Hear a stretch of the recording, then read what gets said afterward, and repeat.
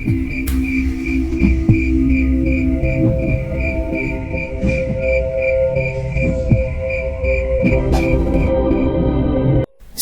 itu di sisi lain, angin malam ini tidak seperti biasanya.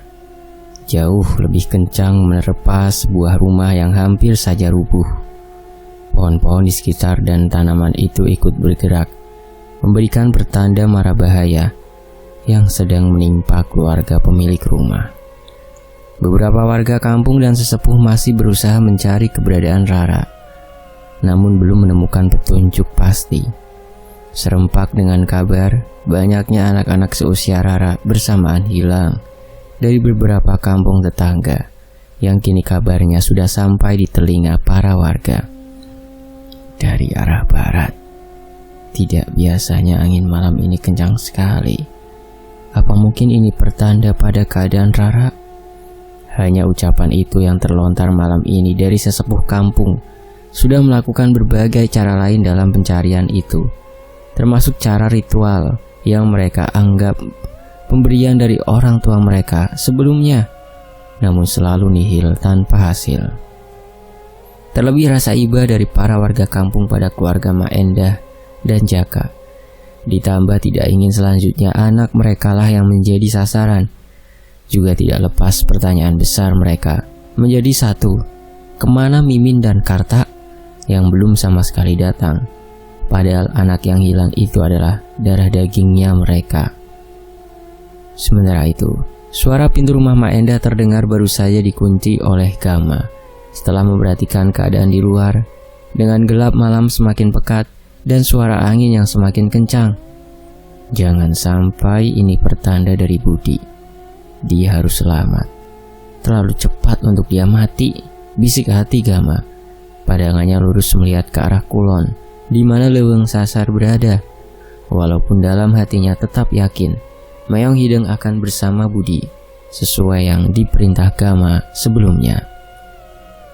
Dua tubuh perempuan tua dan lelaki lebih tua dari Gama baru saja dengan susah payah Gama baringkan di dalam sebuah kamar. Gama meyakini kamar ini biasa ditempati Rara dengan banyaknya buku-buku pelajaran sekolah yang tersusun rapi di sebuah kamar yang seharusnya tidak layak ditempati.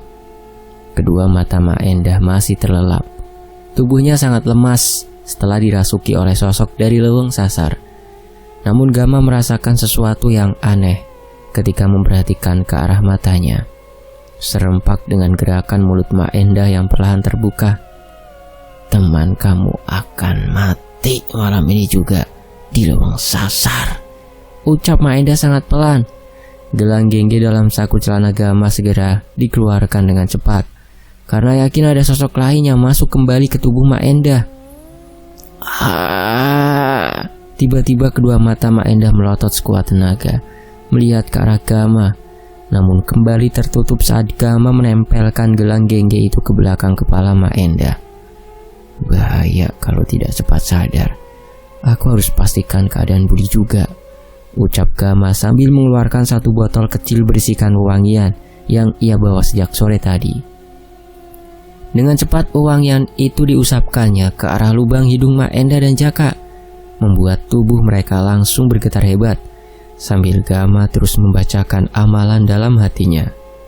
Tenang Mak, jangan dulu berbicara, atur nafas emak agar tidak sesak, ucap Gama sambil berusaha mengangkat kepala Mak Endah agar berada tepat di atas bantal. Pak Gama, apa yang terjadi? Ucap Jaka tiba-tiba baru saja tersadar. Tangannya masih berada tepat di bagian dada. Mungkin ini Nak Gama bisa jadi petunjuk. Malam itu tersisa benda ini sejak Rara pergi dari rumah, sahut Mak Endah sambil tangannya bergerak menuju saku baju yang ia kenakan. Seketika keluarlah satu benda yang langsung Gama terima. Pecahan kemenyan hitam, bisik Gama dalam hatinya. Terasa tangannya tiba-tiba panas. Jaka bahkan terlihat kaget ketika baru pertama mendengar perkataan Mak Endah barusan. Hanya melihat ke arah Gama yang sedang melihatnya tajam dan merasakan panas yang luar biasa, sehingga dengan cepat ia masukkan ke dalam saku celana bersama gelang gengge, membuat pecahan kemenyan hitam itu seketika meredam panasnya. Baik mak, ini jalan ikhtiar saja. Kalaupun ia dari benda ini ada petunjuk, semoga mempermudah semuanya untuk menemukan keberadaan Rara, ucap Gama sambil membantu Jaka yang segera ingin berdiri dari posisi tidur terlentangnya itu. Baru saja Jaka akan membuka mulutnya untuk berbicara, tiba-tiba ia dan Gama mendengar suara motor yang baru saja berhenti di depan rumah. Budi tidak mungkin sudah kembali, ucap Gama. Kang Jaka, ini Dadang. Suara kencang itu namun tiba-tiba hilang begitu saja, malah berganti dengan suara orang yang terjatuh tepat dari arah pintu depan pintu. Suara Dadang itu, pembantu di rumah orang tua kandungnya Rara, ucap Jaka memaksakan tubuhnya yang berangsur pulih untuk berjalan. Namun anehnya Mak Enda hanya mengeluarkan air mata setelah mendengar nama Rara. Manakala pintu rumah terbuka, lelaki dengan mengenakan jaket kulit itu sudah tergeletak dengan berusaha payah membuka jaketnya sambil menahan sakit. Tolong Kang, ucap Dadang meringis kesakitan. Sudah berjuang setengah mati membawa kabar yang terjadi di rumah Mimin dan Karta. Ketika Gama dan Jaka membantu untuk membuka jaketnya dan membangunkan tubuh Dadang, mereka berdua langsung terkejut dengan luka yang mendarat di punggung Dadang. Darah masih keluar dari bekas luka itu.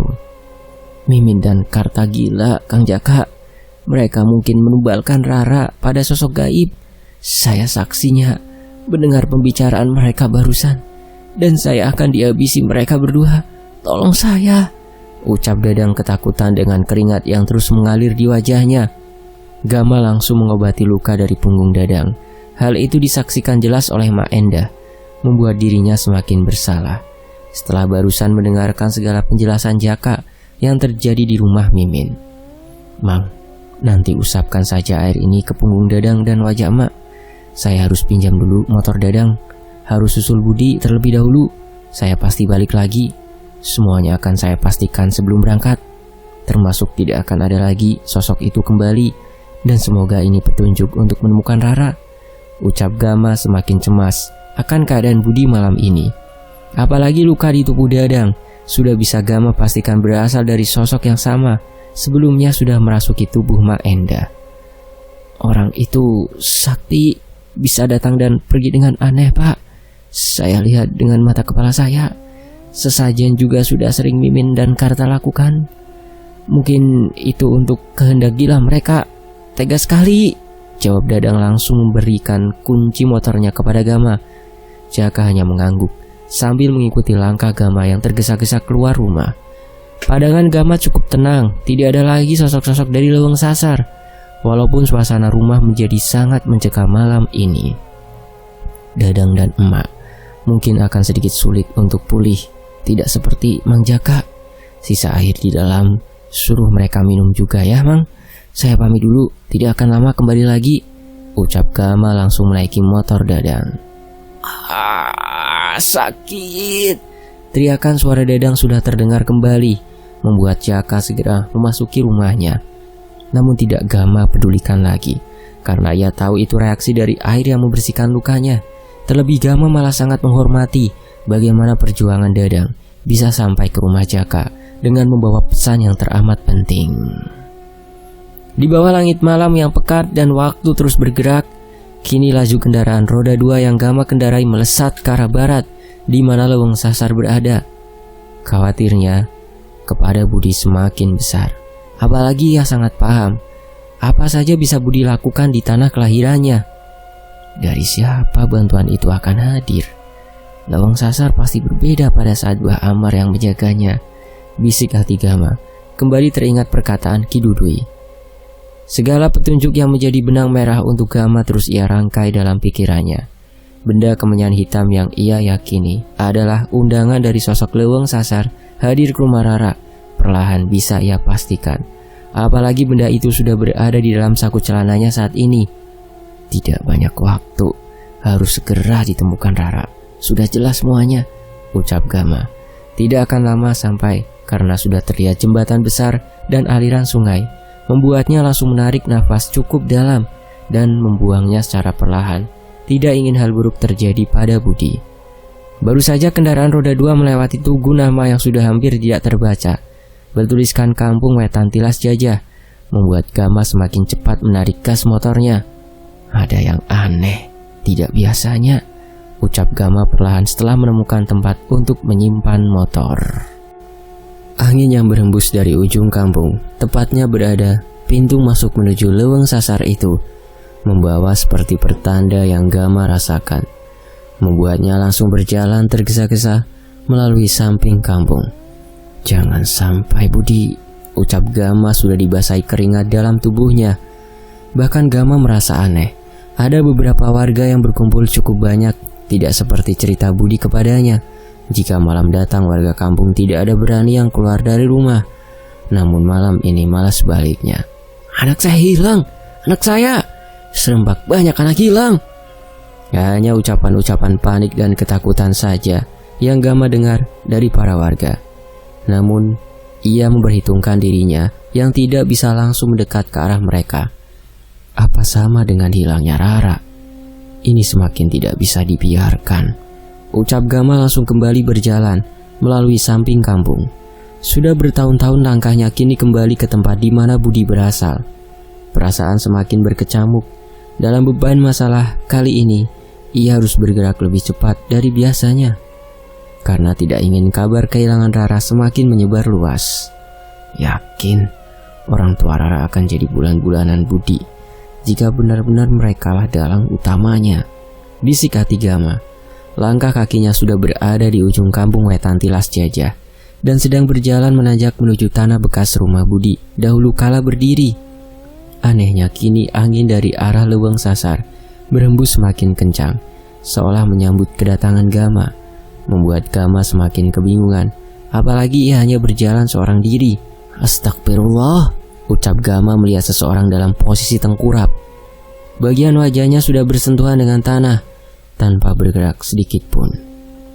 Gama, Gama, teriakan dari seseorang yang Gama kenal terdengar jelas, membuat dirinya benar-benar kaget dan langsung membalikkan badan. Mang Idim, ucap Gama heran. Mang Idim tidak langsung berbicara. Tubuhnya sedikit tertunduk sambil mengatur nafasnya yang masih ngos-ngosan, membuat Gama langsung memperhatikan sekitar.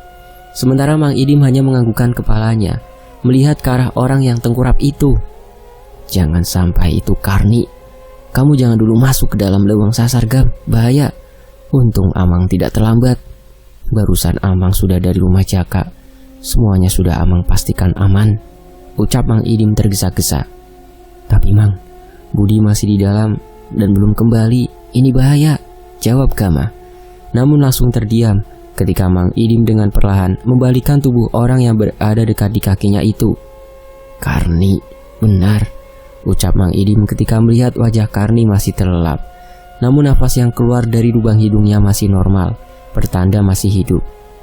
Namun Gama cukup kaget ketika melihat dari saku celana Karni mengeluarkan kemenyan hitam. Kemenyan yang sama sebelumnya Mak Enda berikan kepada Gama dan sekarang berada di dalam saku celananya. Dengar Gama, ini pesan penting dari Ki Dudui. Sudah abaikan dulu apa yang kamu lihat itu. Amang dan kamu memahami sesuatu yang sama, ucap Mang Idim semakin panik. Sudah berdiri dari posisi jongkoknya, bahkan anehnya membenarkan posisi Karni seperti sebelumnya. Pesan apa Mang dari Ki Dudui? Tanya Gama semakin penasaran. Di dalam kampung banyak roh anak-anak yang belum kembali dari dalam leuweung sasar. Bantu mereka, jangan sampai masuk ke dalam leuweung sasar. Cukup dari sana saja. Itu lebih penting malam ini. Bawa motor Amang pulang temui Ki Dudui di rumah Amang. Biar motor Dadang Amang yang bawa ke rumah Jaka. Dan jangan dulu ganggu Budi di dalam leuweung, biarkan saja. Nanti Ki Dudui yang jelaskan, ucap Mang Idim sangat tegas sambil memberikan kunci motornya. Begitu juga dengan Gama. Pantas saja angin berhembus beda Mang dari tadi. Seperti ada orang lain yang mengacau di dalam sana, jawab Gama memandang lurus ke arah leuweung sasar. Cepat sekarang, agar anak-anak itu sadar dan biarkan Karni seperti ini saja. Cepat Gam, mungkin juga Budi sedang dibantu seorang di dalam sana. Bantuan yang selama ini kita tunggu, itu perkataan Ki Dudui, ucap Mang Idim kemudian berjalan tergesa-gesa ke kembali berbalik badan dan berjalan tergesa-gesa untuk memastikan keadaan di dalam kampung. Namun tidak membuat Gama terhenti langkahnya. Malah ia semakin merasakan ada sesuatu keanehan dari arah leweng, membuat kakinya kembali berjalan meninggalkan tubuh Karni yang tergeletak begitu saja. Tangannya sudah memegang gelang gengge, apalagi kini sudah satu lurusan dengan pintu masuk leweng sasar. Bantuan siapa? Kenapa mereka sudah tiba di tempat ini? Ucap Gama semakin penasaran. Angin yang semakin kencang sudah menerpa Gama berkali-kali. Tidak biasanya, Gama yang biasanya tenang kini merasakan sesuatu aneh dari arah leweng sasar. Ada seseorang tidak berwujud, ucap Gama perlahan.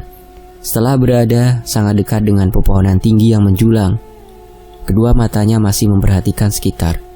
Nafasnya sudah mulai tenang, namun genggaman tangan pada gelang genggenya semakin erat. Perlahan, matanya terpejam dengan hatinya membaca sebuah amalan, karena baru merasakan sesuatu yang berbeda, bukan hanya dari leweng sasar, namun hal lain yang ia rasakan. Roh anak-anak, bisik hatinya kaget. Apalagi sekarang malah ia mendapati seorang lelaki dengan tangannya memegang keris. Jadi kamu setan yang merampas sukma mereka, ucap Gama dengan lantang. Apalagi perkataan Mang Idim terbukti langsung di hadapannya. Merasa bahwa di depannya itu bukanlah sembarang orang, Gama tidak ingin mengambil resiko lebih jauh. Apalagi ia harus memastikan keadaan Budi. Kling, kling, kling. Suara gelang gengge dalam genggaman Gama sudah terdengar dibunyikan, membuat lelaki di hadapannya itu terkesima. Namun seperti mengetahui apa yang Gama lakukan, hingga kaki kanan Gama menghentakkan ke tanah sebanyak 3 kali untuk mengundang kedatangan Meong Hideng. Tidak berselang lama, pepohonan ikut bergetar bersama angin-angin yang semakin kencang.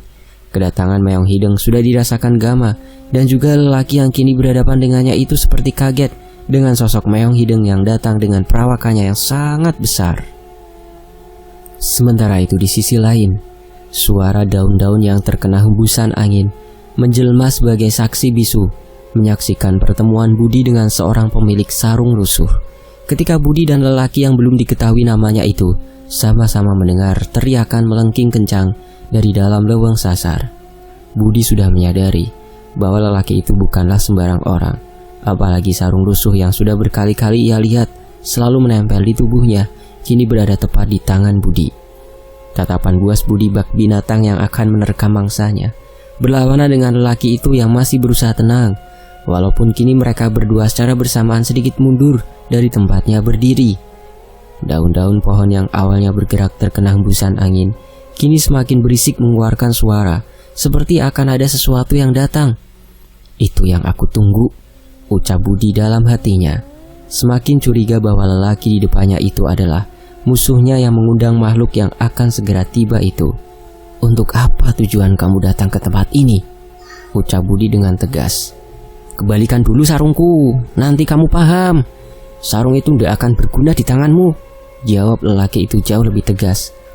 Apalagi Budi merasakan sesuatu yang sama ketika ia berada dekat dengan Gama.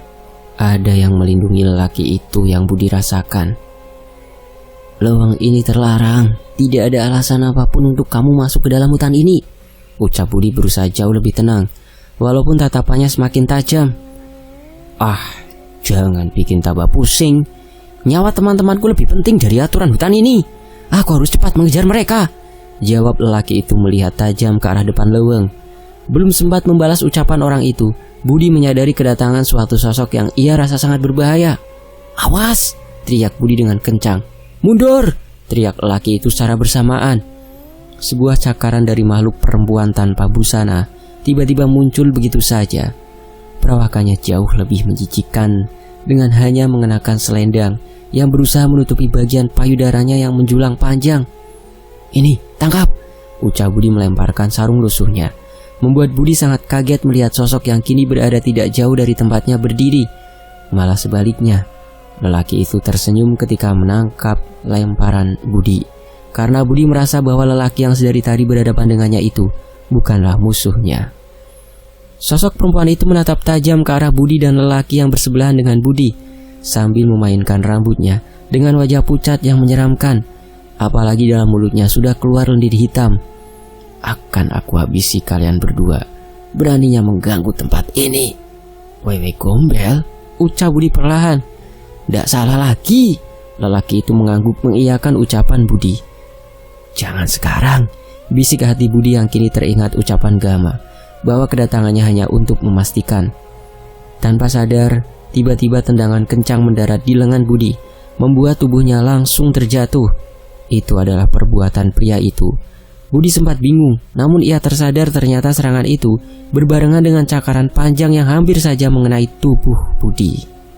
Saya Cahyo, harusnya tendangan saya tidak sesakit cakaran makhluk itu kan, Mamang Gondrong, ucap lelaki bernama Cahyo. Saya Budi, terima kasih. Seharusnya kamu tidak memanggilku dengan sebutan itu, Cahyo, jawab Budi dengan kesal. Mamang Gondrong lebih cocok. Sosok itu mengincar kamu, Mamang Gondrong. Salah-salah kau bisa mati. Minggir, ucap Cahyo dengan terlihat di bagian tangannya berubah seperti sangat kuat.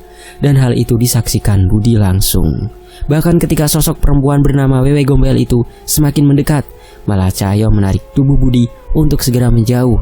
Padahal Budi masih penasaran pada khodam pelindung yang berada di tubuh Cahyo itu. Makhluk itu terlalu kuat untuk kita lawan berdua. Sepertinya ada hal yang lebih penting yang harus kita urus. Tahan dulu dirimu, Mamang Gondrong, ucap Cahyo tergesa-gesa. Berjalan begitu saja diikuti Budi yang masih heran dengan kemampuan Cahyo. Setidaknya apa yang ia lakukan bisa menyelamatkan dirinya dari perintah Gama. Akan mati kalian, teriak Wewe Gombel sangat kencang. Sementara itu Budi dan Cahyo sudah hampir keluar dari lubang sasar. Dengan rasa penasaran Budi yang menggebu-gebu pada sosok Wewe Gombel itu. Dari mana kamu, Cahyo, berasal? Tanya Budi tiba-tiba. Merasakan bahwa orang inilah yang ia nantikan, yang bisa membantu permasalahannya saat ini. Panjang ceritanya, Mamang Gondrong, jawab Cahyo dengan sikap yang baru Budi pahami. Sangatlah jauh berbeda antara langit dan bumi jika dibandingkan dengan Gama. Namun Budi merasa ada sesuatu yang jauh lebih besar dan hebat dari dalam dirinya. Apalagi kini sarung lusuh itu sudah dikenakannya kembali. Biarkan dulu saja, kita nanti kembali ke tempat ini dan akan sama-sama kita habisi sosok-sosok itu. Tapi sangat berbahaya kalau Mamang Gondrong sendirian bertemu makhluk itu lagi. Lanjut Cahyo tiba-tiba berhenti. Benar, aku tidak menyangka ada sosok itu di hutan ini. Akan berbahaya, ucap Budi semakin penasaran. Kliwon, teriak Cahyo tiba-tiba sambil pandangannya lurus ke atas. Kemudian tubuhnya berputar agar suaranya terdengar ke seluruh isi leweng. Seketika pohon-pohon besar yang memiliki daun-daun yang lebat itu bergerak, seperti menyambut kedatangan satu makhluk. Bahkan beberapa pohon seperti menerima pijakan binatang yang bergerak sangat cepat di atas. Hal itu disaksikan oleh Budi dan semakin kebingungan. Srek, srek, srek. Semakin jelas dilihat oleh Cahyo dan Budi. Bahkan untuk Budi tidak menyangka, tiba-tiba seekor kera dengan ekor yang sangat panjang sudah berdiri cukup dekat dengan Cahyo. Weh, jangan ngeliatin aja, sini bantu, ucap Cahyo pada kera yang bernama Kliwon. Cahyo, dari mana sosok kera itu? Tanya Budi semakin heran. Dia teman saya, Kliwon. Mungkin dia bisa membantu Mamang Gondrong di hutan ini. Walaupun sepertinya aku yakin Mamang Gondrong lebih tahu tentang seluk-beluk hutan, jawab Cahyo. Membuat keyakinan Budi bertambah bahwa Kliwon bukanlah sembarang binatang, sama halnya Mayong Hideng ketika bersama Gama. Namun Budi masih penasaran pada sosok pelindung Cahyo. Padahal belum lama bersama, namun yakin Cahyo mempunyai hal lain di balik tingkahnya yang kadang membuat Budi heran. Ada waktunya, tunggu saja Mamang Gondrong, gak usah penasaran seperti itu, seperti mau memakan aku hidup-hidup. Lagian dagingku pahit rasanya, jawab Cahyo, mengetahui rasa penasaran Budi. Iya, akan aku habisi siapapun yang mengacau di tanah kelahiranku, ucap Budi mengeluarkan sifat aslinya. Membuat Cahyo semakin salut dengan pembelaan Budi pada tanah kelahirannya yang sedang dilanda masalah. Aku pasti bantu. Kliwon akan bersama kamu, Mamang Gondrong. Sugi menunggu hari sialnya tiba, tenang saja, ucap Cahyo sambil berjalan, seperti memahami sesuatu yang terus Budi perhatikan. Sementara itu, seorang lelaki tua baru saja merasa dirinya benar-benar tenang. Manakala jejak langkah masa lalu kilang samana, membuahkan bukti didengar langsung oleh Gama. Ketika baru saja menerima tamu-tamu yang dianggapnya adalah jawaban atas kecemasan. Tamu-tamu hebat yang bisa menyelinap di antara hiruk-pikuk kehidupan dengan ilmu-ilmu yang luar biasa. Dan tidak disangka, firasat kakek tua itu berubah kenyataan. Bagaimana Budi kek? Apa kita tunggu saja? Budi harus tahu duduk perkara Basugi dan hilangnya Rara. Bahkan soal Abah, Pak Lek Bimo, dan Danan yang sudah berbicara begitu penting kepada kita kek. Ucap Gama masih menanti Budi kembali. Nanti juga Budi mungkin punya kejutan dari lowong sasar Gam. Tunggu saja, jawab Ki Dudui sambil minum kopi hangat. Pintu dapur rumah Ki Dudui masih terbuka lebar. Angin malam sudah benar-benar masuk. Namun belum ada satupun pertanda kedatangan Budi ataupun Mang Idim. Kuncinya saling membantu. Pendekar atau orang-orang hebat termasuk Danan mempunyai lelakon yang tidak mudah. Semakin banyak yang membantu, bukan semakin lelah, tapi semakin berguna ilmunya Gam. Itulah hukum hidup yang akan terus berlaku, ucap Ki Dudui tiba-tiba. Apa masih banyak kek peninggalan benda-benda Ki Langsamana? Tanya Gama semakin penasaran setelah mengetahui cerita sorban yang keluar dari mulut Abah dan pertemuannya dengan Danan yang tidak biasa. Merasa bahwa dirinya tidak sendiri mempunyai kelebihan seperti ini. Namun cobaannya memang tidaklah mudah.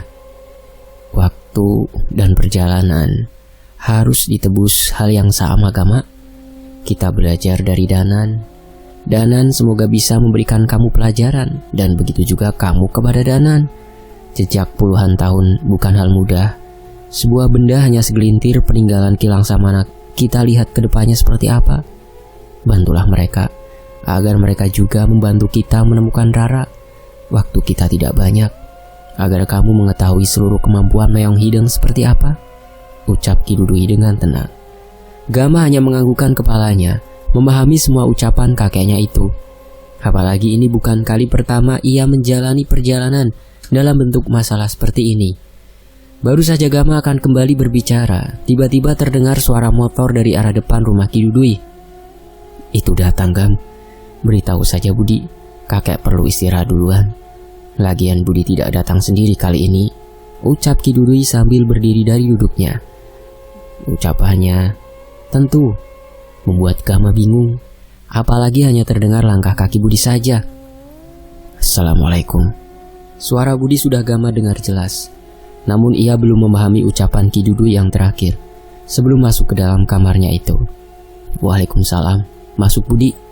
Bang Idim berpesan, ada banyak hal yang harus segera aku ketahui, termasuk yang sudah aku dengar. Jaka, Maenda, dan Dadang dijaga dan dirawat Bang Idim agar kita berdua bisa bergerak leluasa Gam, jawab Budi. Budi langsung bersalaman dengan Gama, bahkan kepalanya seperti biasa langsung menunduk. Rasa menghargainya dalam bentuk adab begitu tinggi ia berikan kepada Gama dan tidak pernah berubah sedikit pun. Maaf Gam, bukannya aku lancang. Sepertinya habis banyak orang yang datang ke rumah ini. Aku bisa melihat dari banyaknya langkah dan sisa-sisa kedatangan mereka, ucap Budi tiba-tiba, tetap dengan kepalanya yang menunduk. Beberapa tamu penting yang luar biasa Bud. Bala bantuan sudah tiba. Waktunya menyelamatkan Rara tidak banyak lagi. Tadi ada Mas Danan dan Abah yang berkunjung dengan Pak Lek Bimo yang sudah berkenalan denganku. Semuanya ada kaitannya Bud, jawab Gama berusaha tenang, bahkan menutup pintu dengan perlahan setelah menepuk pundak Budi. Perkenalan aku juga mengalami hal yang sama. Orang yang hampir sama dengan kamu Gam, bernama Cahyo, di dalam lawang sasar, dengan kekuatannya yang luar biasa juga. Apa ini ada kaitannya dengan Rara? Dan lawang sasar harus kembali seperti semula? Jawab Budi sambil mengeluarkan rokoknya.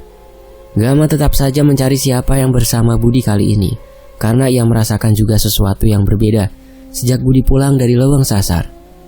Cahyo, jangan bilang itu masih saudara Mas Danan yang aku temukan di lawang sasar juga Bud, jawab Gama. Tapi sebelum itu Karni ada yang merubah posisinya ketika aku keluar dari lawang sasar. Bahkan aku menemukan ini di satu jaketnya, ucap Budi langsung mengeluarkan kemenyan hitam. Begitu juga dengan Gama, langsung mengeluarkan kemenyan hitam yang ia terima dari Maenda. Ini dari rumah Maenda Bud. Maenda yang langsung memberikannya, ucap Gama dengan perlahan menyimpan benda yang sama di atas meja. Sama, karni sialan, harusnya sudah aku kirim dia bersama Azal. Bisa jadi orang sialan itu awal mula masalah sebelum keluar nama Basugi dan Wewe Gombel di dalam leweng, Gam, jawab Budi sangat kesal. Jangan gegabah, kita tidak bergerak hanya berdua. Sekarang Mas Danan akan membantu bersama Abah dan Pak Lek Bimo. Begitu juga aku yakin Cahyo bagian dari mereka yang kamu sebutkan tadi, Bud, ucap Gama berusaha menenangkan Budi yang terlihat sudah melalui beberapa hal sulit setelah kembali ke tanah kelahirannya itu, membuat Budi langsung terdiam. Hisapan rokoknya sudah tidak tenang, padahal banyak hal yang harus disampaikan kepada Gama. Bala bantuan Kliwon. Seharusnya kera ekor panjang itu mengetahui dengan mudah isi leweng sasar dan keberadaan Rara, juga tempat di mana Basugi berada, ucap Budi tiba-tiba dengan pandangan kosongnya. Apalagi Gama kini melihat Meong Hideng tiba-tiba berjalan terpincang-pincang ke arahnya dari dalam rumah. Anehnya, langsung menatap tajam ke arah Budi. Dan hal itu juga disadari Budi. Budi, siapa Kliwon? Tanya Gama semakin penasaran. Merasa bahwa nama itu yang sudah bersama Budi, karena tatapan Meong Hideng dan ucapan Ki Dudui seperti berbuah bukti. Cahyo, orang itu yang memanggilnya, Gam, di leweng sasar. Bahkan orang itu bisa memerintah dengan konyolnya. Walaupun aku sedikit heran, masih ada sosok yang bersamanya, seperti Meong Hideng dengan kamu, jawab Budi perlahan, bersamaan dengan Meong Hideng berjalan terpincang-pincang ke arah pintu. Tiba-tiba Gama mendengar suara yang baru pertama kali masuk ke dalam telinganya. Srek, srek, srek. Namun Budi malah menganggukkan kepalanya, masih ingat dengan suara kedatangan Kliwon. Tiba-tiba pintu dapur terbuka dengan perlahan, membuat Meong Hideng berjalan terpincang-pincang keluar dan sudah mendapati seekor kera dengan ekor yang panjang berdiri. Mereka berdua bertatapan tajam. Terlebih Meong Hideng sudah memancarkan sinar kuning dari matanya. Itu Kliwon yang Cahyo panggil, Gam, akan membantu kita, ucap Budi tiba-tiba. Namun Kliwon terus saja memberikan pertanda dengan kepala dan ekornya yang terus menuju ke arah barat, di mana leweng sasar berada. Begitu juga dengan Meong Hideng yang seperti merasakan pertanda itu. Rara dalam bahaya, cepat selesaikan. Bisa mati anak malang itu, Gama, ucap Ki Dudui sangat tegas, membuyarkan penglihatan Gama dan Budi pada Kliwon dan Meong Hideng.